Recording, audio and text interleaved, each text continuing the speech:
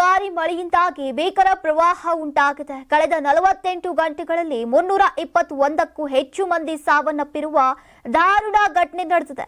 ಮನೆಗಳು, ಶಾಲೆಗಳು, ಆಸ್ಪತ್ರೆಗಳು ಹಾಗೂ ರಸ್ತೆಗಳು ಜಲಾವೃತಗೊಂಡಿದ್ದು ಜನಜೀವನ ಸಂಪೂರ್ಣ ಅಸ್ತವ್ಯಸ್ತವಾಗಿದೆ.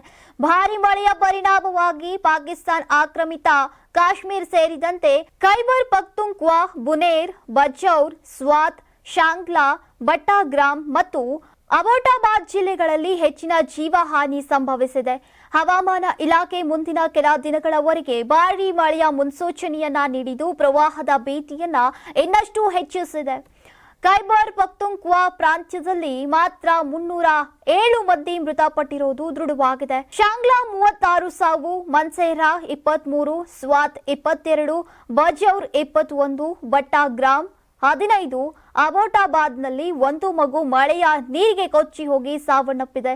ರಾಷ್ಟ್ರಾದ್ಯಂತ ನೂರಾರು ಮನೆಗಳು ಧರೆಗುರುಳಿದ್ದು ರಸ್ತೆ, ಮಾರುಕಟ್ಟೆ, ಅಂಗಡಿಗಳು ನೀರಿನಿಂದ ತುಂಬಿವೆ. ಸುಮಾರು 2000 ರಕ್ಷಣಾ ಸಿಬ್ಬಂದಿ 9 ಜಿಲ್ಲೆಗಳಲ್ಲಿ ಕಾರ್ಯನಿರ್ವಹಿಸ್ತಾ ಇದ್ದು ಅವಶೇಷಗಳಡಿ ಸಿಲುಕಿದವರ ರಕ್ಷಣೆಗೆ ಹರಸಾಹಸವನ್ನ ಪಡುತ್ತಿದ್ದಾರೆ. ಹಲವೆಡೆ ಭೂಕುಸಿತ ಉಂಟಾಗಿ ರಸ್ತೆಗಳು ಮುಚ್ಚಲ್ಪಟ್ಟಿದ್ದು ಆಂಬ್ಯುಲೆನ್ಸ್ಗಳಿಗೂ ಕೂಡ ಪ್ರವೇಶ ಸಾಧ್ಯವಾಗ್ತಾ ಇಲ್ಲ.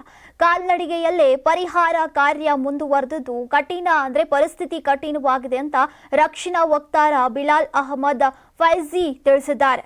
ಇನ್ನು ಪ್ರವಾಹದಿಂದ ಮನೆಗಳನ್ನು ಕಳೆದುಕೊಂಡಂತಹ ನಿರಾಶ್ರಿತರಾದ ಜನರಿಗೆ ತಾತ್ಕಾಲಿಕ ಆಶ್ರಯವನ್ನ ಕಲ್ಪಿಸಲಾಗ್ತಾ ಇದ್ದು ಚಿಕಿತ್ಸೆ, ಆಹಾರ, ನೀರಿನ ಪೂರೈಕೆಯ ಸಮಸ್ಯೆಗಳು ಎದುರಾಗಿವೆ. ನಾನು 86 kg ಇದ್ದವಳು 71 kg ಬಂದಿದ್ದೀನಿ. ವಯಸ್ಸಾದ್ಮೇಲೆ ಸ್ಮಾರ್ಟ್ ಆಗಿ ಕಾಣ್ತೀರ ಅಂದ್ರೆ ಜಿನ್ನಿ. 126 kg ವೇಟ್ ಇದೆ. ನಾವು ಈಗ 114 kg ಲೆಕ್ಕ ಬಂದಿದ್ದೀವಿ. ಯಾವುದೇ ಸೈಡ್ ಎಫೆಕ್ಟ್ ಆಗಿಲ್ಲ. 84ರಿಂದ 50 kg ಬಂದೆ. ಆಮೇಲೆ ಸಣ್ಣಗೆ ಫಿಟ್ ಆಗಿದ್ದೀನಿ. ಅದಕ್ಕೆ ನಾನು ಯೂಸ್ ಮಾಡ್ತಾ ಇರೋದು ಜೀನಿ ಸ್ಲಿಮ್.